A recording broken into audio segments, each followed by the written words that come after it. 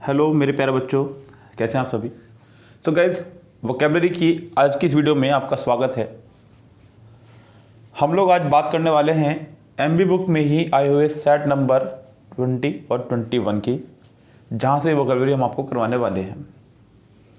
अभी तक मैं आपको उसकी कई सारी वीडियोस प्रोवाइड करा चुका हूं, उनको देखिएगा आप लोग प्लेलिस्ट में जा कर के, क्योंकि ये बात मैं एक बार नहीं कई बार बोल चुका हूँ कि वोकेबलरी टोटल रिपीट होनी है।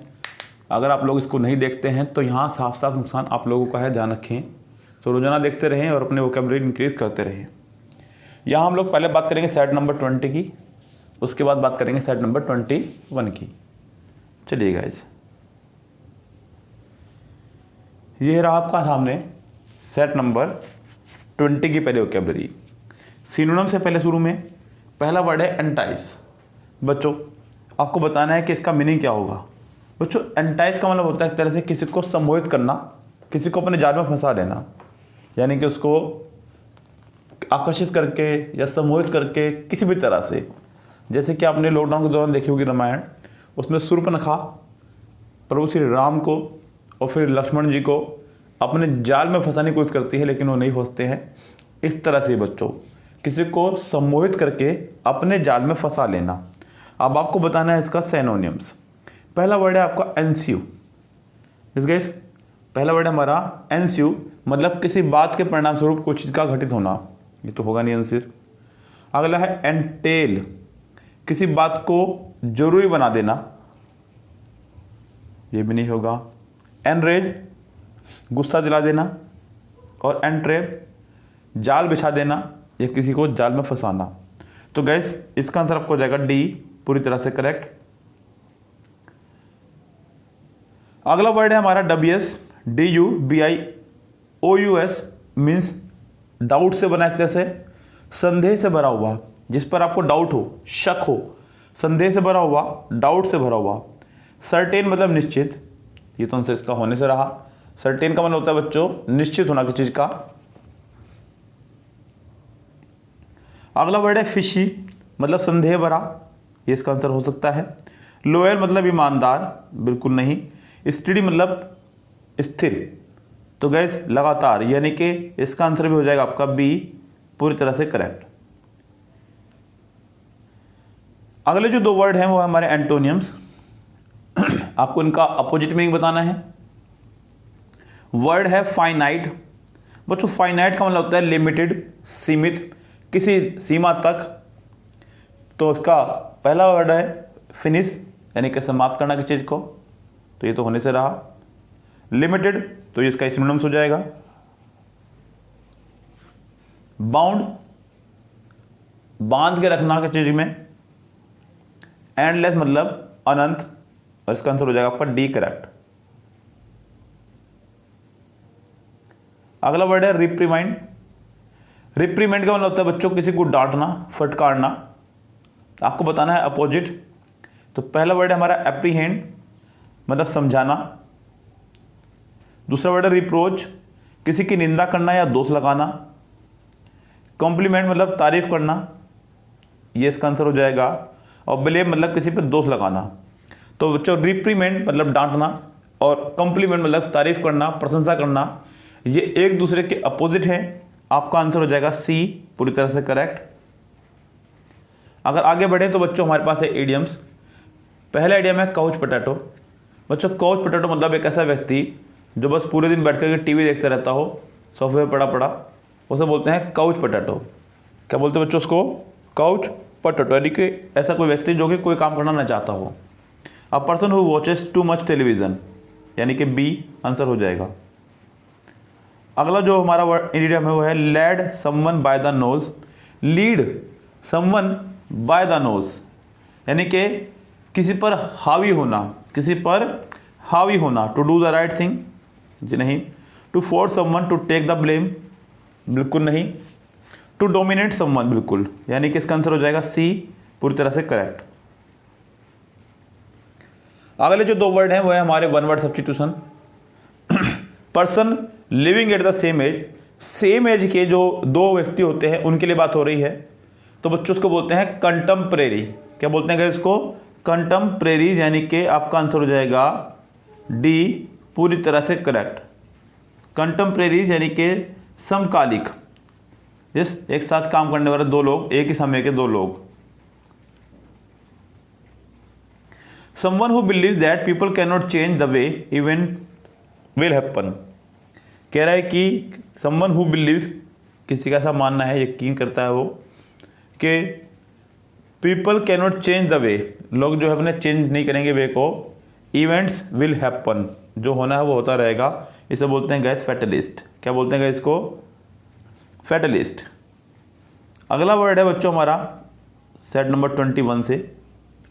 हम लोगों ने, मैंने बताया आपको 2 सेट के साथ वोकेबलरी करा रहा हूँ, तो ये सेट नंबर 21 में भी वोकेबलरी है और शुरुआत 1 वर्ड से ही कर दी मैंने इसकी। A person appointed by 2 parties to resolve a dispute.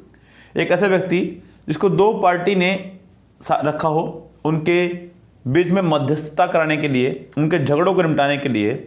तो गाइस ऐसे व्यक्ति को बोलते हैं आर्बिट्रेटर, मध्यस्थता कराने वाला, आर्बिट्रेटर ऐसे व्यक्ति को बोलते हैं, या envelope.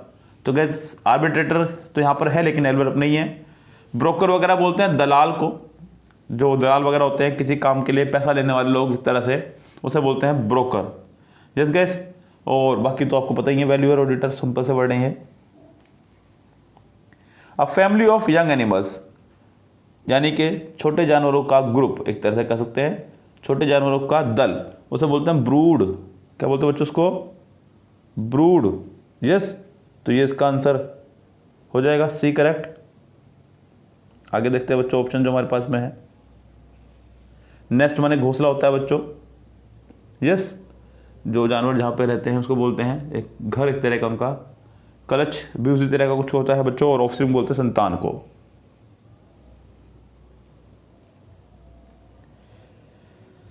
Butterflies in the stomach, idiom है बच्चों।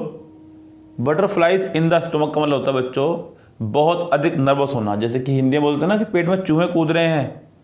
यस, तो चूहे कूद रहे हैं पेट में, तो उसका भूख लग रही है बहुत जोर की। यहाँ पे पेट में बटरफ्लाइज है, बहुत अधिक घबराए हुए होना, बहुत अधिक नर्वस होना, घबराए हुए हैं आप।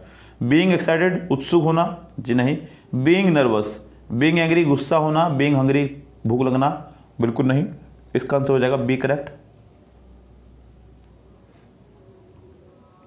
आउट ऑफ द वुड्स, बच्चों वुड माने होता है वैसे तो लकड़ी, लेकिन जब बात होती है वुड्स की, बात हो रही है जंगल की।